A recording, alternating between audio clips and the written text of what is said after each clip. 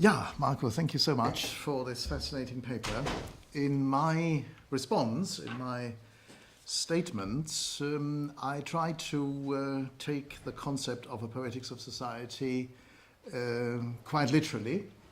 But before I do that, I think it is fair to say that your contextualization of Meschonnic's approach to language I think is absolutely essential, especially when you talk about Sternberger, and indeed one could even add Adorno's jargon der Eigentlichkeit, which is a frontal attack on the way in which, for example, Heidegger uses language and the conceptualization of it.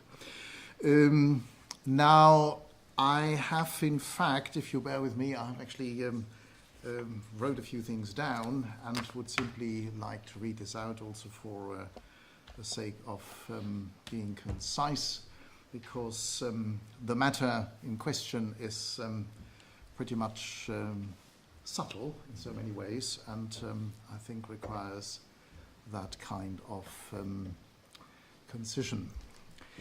The conception of, thank you so much, the conception of a poetics of society originates, from my perspective, in Romantic thought. Novalis, the young Friedrich Schlegel, and Adam Müller in particular considered the interplay of language, literature, and social formations as an integral part of their interest in a decidedly aesthetic interpretation of politics. Arguably, this is one area in Romanticism that could be called Neoplatonic, illustrated by the fact that Friedrich Schleiermacher's translation of Plato's Dialogues inspired a more widespread concern with this issue after the 1820s. In the paper we've just heard, Marko Pajević examines this fundamental conception of a poetics of society in line with his own seminal study on poetic thought and his concern with a poetological anthropology in connection with Meschonnic's notion of language and its social implications. One fundamental preconception is, and I share it emphatically with our speaker, that the interplay and of the usage of language and the actual application of new concepts is more or less resulting in, shall we say, sublime products, in literature namely, and that in itself generates knowledge on its own. But this knowledge contains more than factualness or mere information. It offers the blending of knowledge, substance, and emotion, facts and imagination, products of critical reason and linguistic sensitivity. Pajević is right in suggesting that too many poetologies to date have failed to investigate the specificity or literariness of literature. The question behind this remains fundamental. What makes a text a piece of literature? How and when does a social community of readers recognize the literariness of a text? Which signals does language give in this connection? In terms of a working definition of literature in this particular context, I would suggest the following by way of extrapolating from Pajević's approach to Meschonnic. Literature represents, or even is, language in an aesthetic state of aggregation by virtue of imagination. Its effect on society is a secondary phenomenon. In that, literature differs from language, whose social dimension is primary. But there are zones of overlap between this understanding of literature and language. One such zone bears the name, and Pajević mentions it, of Wilhelm von Humboldt's notion of Weltbild. As known, according to him, the usage of words within respective languages generates a specific view of the world and perspectives for its interpretation. Literature in the languages in question offers imaginative projections and alternative realities in addition to these views, which make them the world, or rather make the world readable. Readers in their social contexts will then reimagine what they have read and perhaps connect this reimagination with their own social realities. This is a dimension in any poetics of society that should not be overlooked because it sharpens our understanding for the interrelationship between social structures and aesthetic formations, social changes, or to use Habermas' expression, structural transformation of the public sphere and their creative potential. Habermas, incidentally, does not really put so much emphasis on the creative potential, which I think is a weakness. This creative potential is realized, however, by the way in which the changing or multiple meaning of words is instrumentalized. How inversions, for example, are used to good rhythmical effect. How the syntax is broken up. In the light of Meschonnic's insistence to see in any theory of language also theory of what the subject is, and with it, subjectivity, as a cornerstone for a theory of society, we would need to move towards a grammar of society as the basis for its poetization. It is at that point where we need to refer back, I would suggest, not so much to Heidegger in this case, but to the Systemfragment, co-authored by Hölderlin, Schelling, and Hegel. For the first time, it regarded, written roughly in 1795, for the first time, it regarded philosophical reflection as an aesthetic act. It contrasted statehood in a political sense with the aesthetics of social discourse, integrating a sensual conception of religion. We remember Meschonnic's treatment of the scriptures as explained by Marko, with what the fragment refers to as the monotheism of reason and the heart. Monotheism of reason and the heart. However, moving towards the polytheism of imagination as realized in and through the arts. There would be a direct link to be established, I suggest, between this conception of a sensual religion and Meschonnic's claim that the core concept of the scriptures is the haim, meaning the plurality within life as encapsulated by its humanistic notion of living.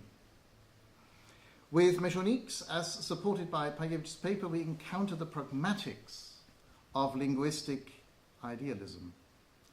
We learn to regard the poem, in inverted commas, as both a speech act and an act of thinking, always resulting in each other, if one wants to say so.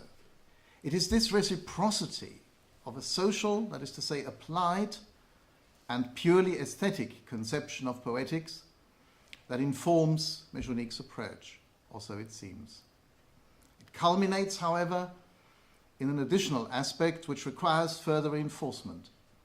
The languages do not only constitute distinct worldviews, but correspondingly, they generate equally specific views of the subject-object relationship.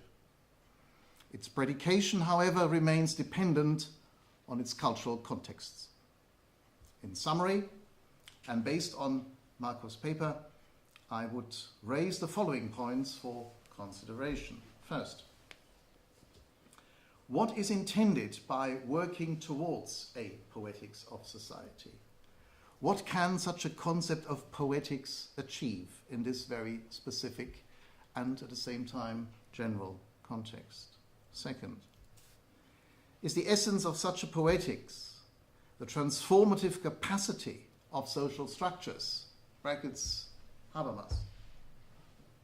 3, does such poetization of discourses further enhance our critical capacity and intellectual competence, or does it aim towards a beautification of social and indeed linguistic relations in line with, say, the notion of beauty in mathematics in relation to formulae and solutions of problems, which arguably was very much in the back of Wittgenstein's mind?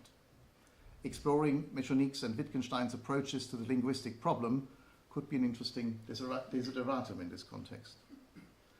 And finally, the linguistic poetics of society could result in a grammar of social interaction, strictly based on the investigation into the various forms of social transformation and the interplay of social partners and their respective language codes.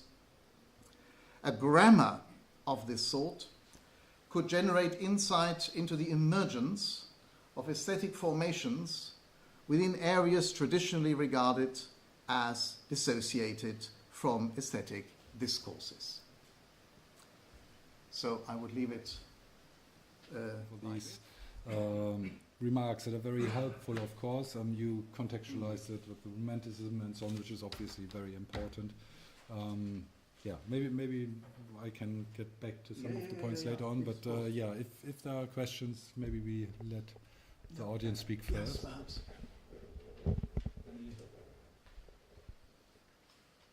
Well, maybe, okay. Yeah, we have. I want to know more about your language diets, Marko. Yeah, they're good, no? Nice terms. Will we each set our own diets, or is it going to be a dietitian general? No, it should not be a prescribed diet for everybody. I think we have to. It's cultivating our awareness of what we do, what we say, and I'm really deeply convinced that even what we think, not only what we say, has an effect on us. We shape our subjectivity and our being constantly by our use of language, and so we should be quite careful with what we say and what we think. Yeah? This is really shaping our world. So we have to deal cautiously with that. So it's as simple as that. No, I asked a yes/no question. You gave me the direct answer. Thank you. Which is very rare in this type of colloquium, you know, to ask a yes/no question and get a straight answer. So thank you. Okay. Right. Any more questions of this kind? Yes, please. Right. I just wanted to ask a question about orality, and about what, in orality, the relationship between the individual and the collective is. Because Meschonnic says in that the speaking aloud of verse is a collective experience, and that he speaks about orality itself as a collective thing, and that he's very fond of the notion, I think, isn't he, of orality being the sum of individual expressions rather than the matrix of them. And that is to warp, in my view, is to warp orality in the direction of the collective in a rather unjustifiable way. But perhaps you'll feel that my reading of orality itself is mistaken. I would have to say that probably for Meschonnic, orality is indeed not that what one expects to be orality, but orality is more or less one of the terms in this constellation of rhythm. Yeah, so rhythm and orality is more or less the same thing. So indeed, it is not the speaking out loud. Yeah? The orality is for Meschonnic mostly in written language. That's where we can see orality the best, he says. So indeed, I think there maybe I would not completely agree on how you defined orality.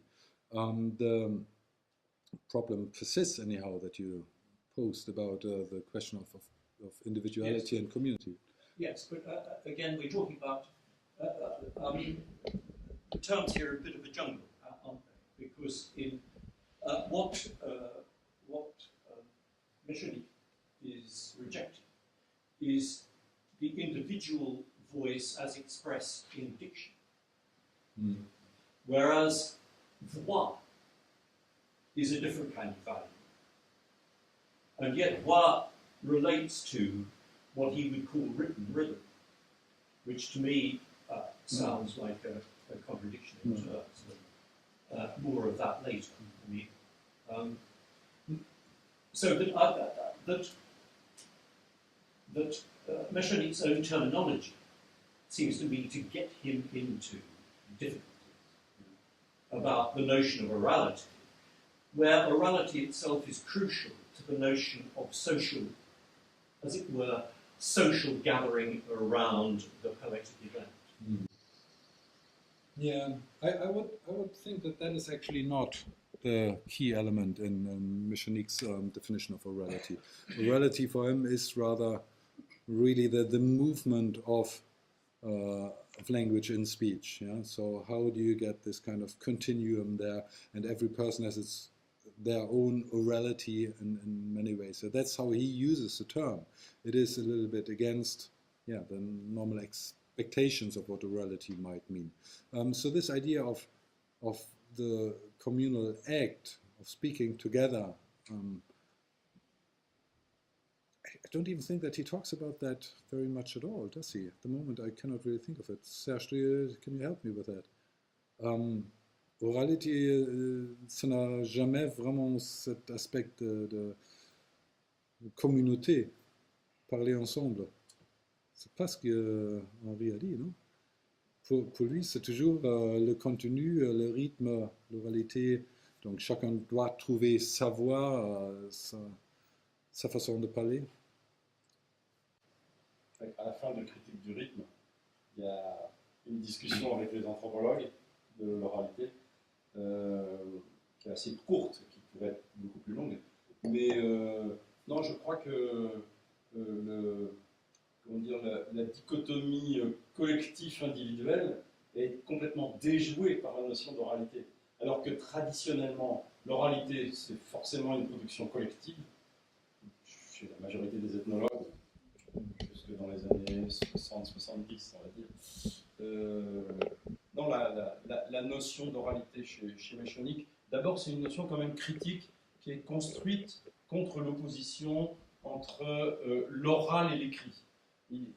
C'est pour défaire cette opposition, il crée un troisième terme, qui est le parler, l'écrit, et l'oral qui traverse le parler et l'écrit. Donc, alors, il utilise quelquefois le terme oral, d'autres fois le terme oralité. Puis ensuite, ce sera plutôt oralité, parce qu'oral est toujours confondu avec... voilà. Et donc, moi, ce que je voudrais dire par rapport à ta communication, qui est résumée dense et qui ouvre à cette poétique de la société, c'est la notion de levier théorique chez Meschonnic, qui me semble très importante. Tu as pratiquement commencé par ça. Le biblique comme levier théorique. Alors, bon, moi, le biblique n'est pas un levier théorique pour moi. C'est parce que, voilà, je n'ai pas étudié l'hébreu, je ne suis pas un grand lecteur de la Bible. Bon, comme beaucoup, hein. Je ne me sens pas seul, même si, bien sûr. Mais, c'est-à-dire, ce que je veux dire par là, c'est que ce qui est très important dans la démarche théorique de Meschonnic, c'est cette notion de levier. Et cette notion de levier, c'est toujours articulé à l'historicité du chercheur, de l'observateur, de la situation de la recherche. Et il faudrait situer presque biographiquement cette histoire du levier biblique, enfin, comme levier théorique pour tout le langage. Chez Meschonnic, c'est quand il est appelé pendant la guerre d'Algérie, donc il est en Algérie, qui se met à étudier. Et il y a une grammaire de l'hébreu qui vient de paraître, une grammaire londonienne, je crois, qui vient de paraître et qui était toute petite, enfin de quelques pages, enfin 120 pages, 128 pages, on dit en France, 128, hein, voilà, qui lui a permis d'apprendre l'hébreu qu'il n'avait jamais appris en Algérie. Donc tout ça, c'est ça le levier théorique, c'est-à-dire que il est dans un processus, il va devenir linguiste. Il est appelé en Algérie, donc dans la situation de guerre coloniale, et puis dans sa famille, on ne lui a pas appris l'hébreu. Et donc il fait les trois à la fois, et c'est un levier théorique pour sa propre recherche d'une certaine façon. Mais évidemment, en même temps, c'est un levier théorique décisif par rapport à l'histoire des traductions bibliques, etc. Bien sûr, hein. Et puis c'est un levier décisif concernant la transformation théorique des notions en poétique avec la tahamisation, hein, voilà, c'est-à-dire l'articulation entre, je dirais, des processus techniques d'une certaine façon, et puis une espèce le goût, enfin la bouche, le corps. C'est pour ça que ensuite Meschonnic va utiliser des tas de notions poétiques de la société, poétique de l'histoire, poétique On peut mettre poétique partout, alors ça lui est reproché, hein, c'est le pan-poétisme, enfin le pan-rythmisme, hein, ça lui est énormément reproché, mais ceux qui reprochent ça ne comprennent pas qu'à chaque fois, c'est toujours une situation en regard des théories d'un moment, d'une situation historique, etc. C'est pour ça que c'est difficile de traduire Meschonnic, parce qu'il faut éviter. L'opérateur biblique, c'est pas un opérateur biblique qui fonctionne à Pékin, à Londres, à Paris, de la même façon. Enfin, je prends que les lieux géographiques, mais ça pourrait être les moments historiques. C'est quand même toujours articulé à des situations géographiques, historiques, à une histoire de la recherche. Et ça, c'est difficile. Je pense que le travail de ceux qui lisent Meschonnic, c'est tout recommencer, quoi. C'est un travail qui est terrible. It's very interesting that you show this biographical dimension of it all, yeah, how he comes to it. But of course, even if it's not for you, the trigger in his theory, I mean, that has triggered something for you. The rhythm as such, then his theory of rhythm has triggered it for you, even though you might not have the same bibliographical reference to the Biblique. It doesn't need that, I suppose. But yeah, we have the problem that, of course, all these notions somehow go back to the same thing. Yeah? Orality is the same as rhythm, as subject, yeah? As modernity, as, you know, they all mean this struggle of coming to terms with this one thing, which is life somehow. Yeah, how can we conceptualize that? And so he comes from all these different point of views, from all these different notions, in order to always deal with this intelligibility of presence of life.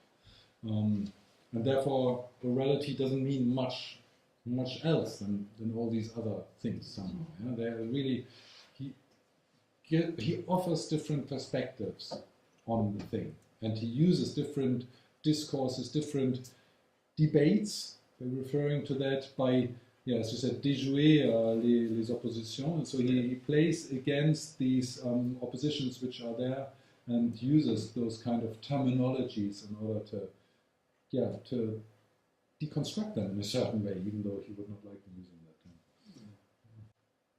I think we had this morning, I think it was David who mentioned the word constellation in all of this. I think this concept that we are dealing basically with a constellation of phenomena. Of social practices, of actually linguistic practices, seems to be central to the whole thing. Because if we talk about orality in this context, this is an element of a constellation that would obviously somehow then also be juxtaposed by, shall we say, the written word. Or rhythm in itself turns into an element of a constellation that, you know, would somehow correspond to the opposite that he wants to overcome, namely the metronome, as we discussed earlier on.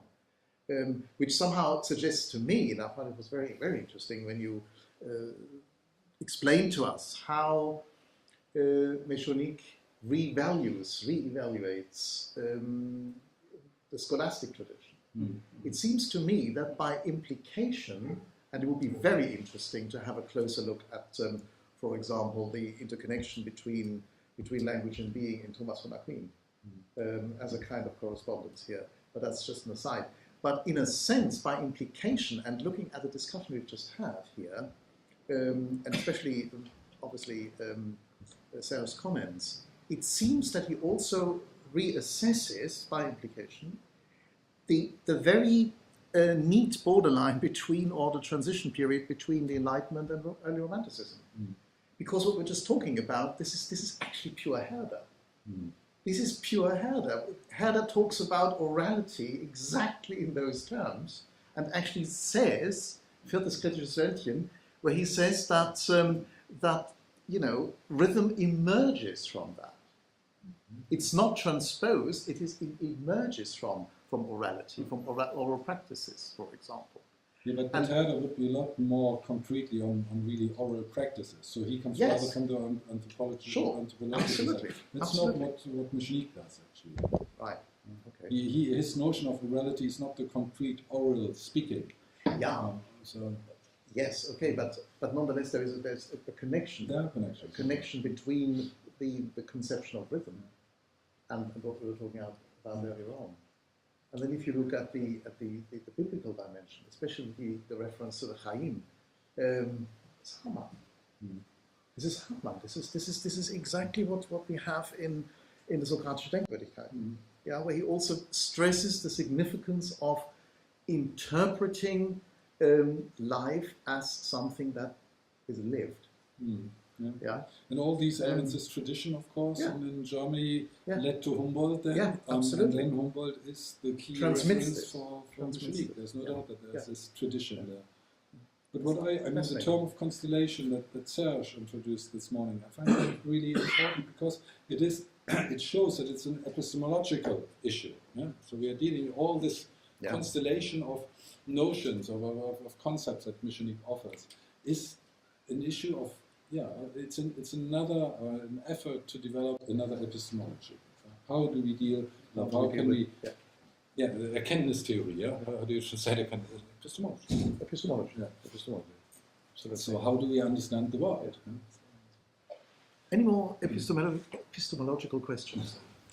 Could I, Please. It's interesting, sort of hearing this afternoon, having heard this morning, and I mean, one of the things we heard this morning, I think it was in David's paper, was in reference to rhythm, that it was, my transcription is right, the language organization of the continuum of which we are made, I think, And so this idea of continuum, Marko, one of the quotations you used this afternoon was talking about literature, that it was un révélateur de société et de théorie parce qu'un sujet y est en jeu et à travers lui tout sujet.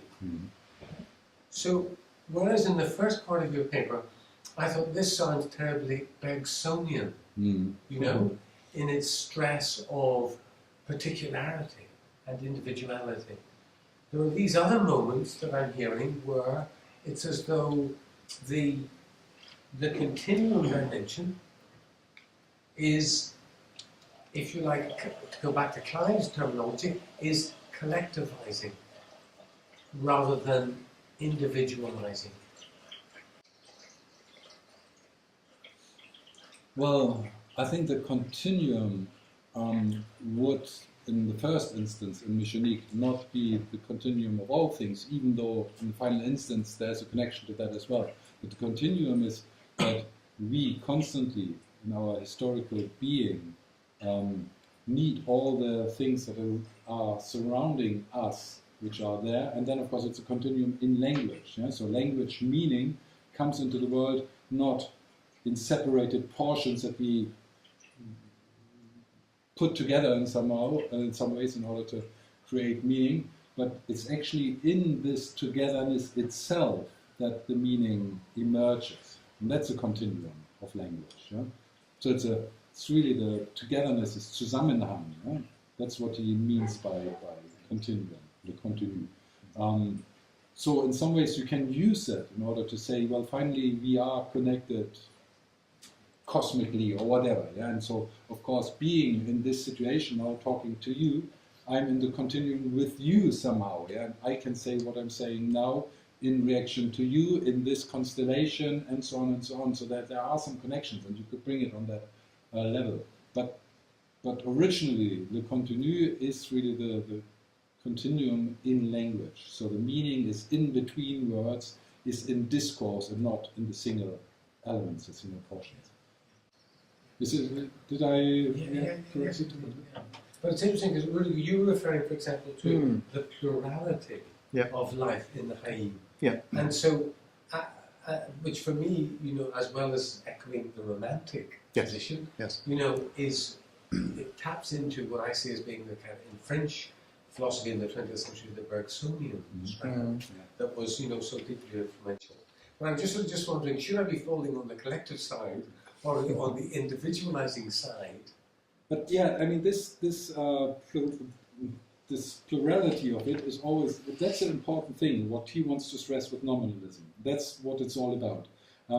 This community can always only be created by all the individualities. That's the idea. We have to start from the individual moment, from the individual subject, from the subjectivity creating itself in every historical moment, instead of presupposing some kind of community and then deducing from there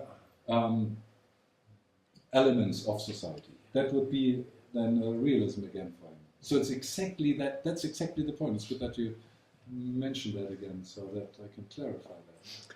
We're starting out from individuality. Sorry. We have a final question before the coffee break from David.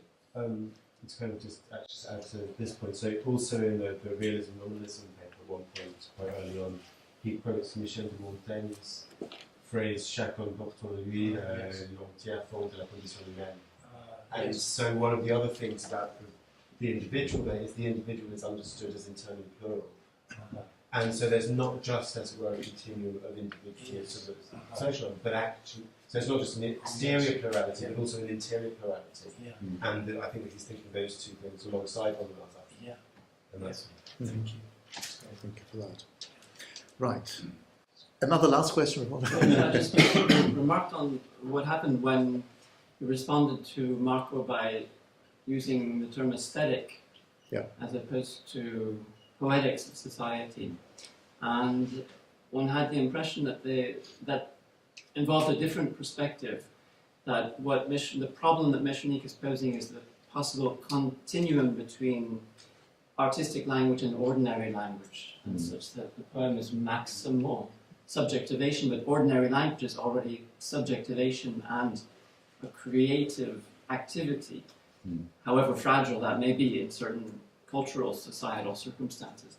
Whereas I think aesthetics, maybe it doesn't make it possible to pose the problem in the same way, because then the question becomes, how do works of art possibly change society or affect society? And it's more on terms of a position which seems to involve receptivity rather than creativity. I wonder if you would clarify maybe your response. Yes, with pleasure. No, it doesn't just mean that. It does not mean how art affects society or politics. The aesthetics of society in that context, and I referred back to the Systemfragment of 1795, what that really suggests is that society can organize itself in a, for example, balanced fashion or a non-balanced fashion. Both concepts would be seen as quasi-aesthetic phenomena. That's the reading at the time. So the concept of an aesthetic society is in this case a historical one and refers strictly to, in this case, early Hegel and very much early Schelling. So that's why I used it. It is actually also in my little script in inverted commas. Yeah, but it's a very valid point, because this difference between poetics and aesthetics is actually quite, it's very interesting, and depending, of course, how you use the terms, can be absolutely crucial. And you can use these two terms in order to show very different approaches to art and life and everything. So it's good to point that out. Absolutely, absolutely. But I mean, for my reading, in any case, poetics is a function of aesthetics. So there you are. You have this kind of constellation again, with different implications. Okay, that's how you would see it. Yeah. So, but when coming from Meschonnic, it would be rather than the poetics. You know, it's also it's a making, of course, and it's a making in language, whereas aesthetics would be indeed rather the perception, the sensual perception of things, which from the poetic point of view would be a sub-category of the poetic. So it depends how depends how you see it. Absolutely. Right. I think we have earned a coffee break now, and but not before thanking Marko again for a wonderfully stimulating paper. Thank you so much.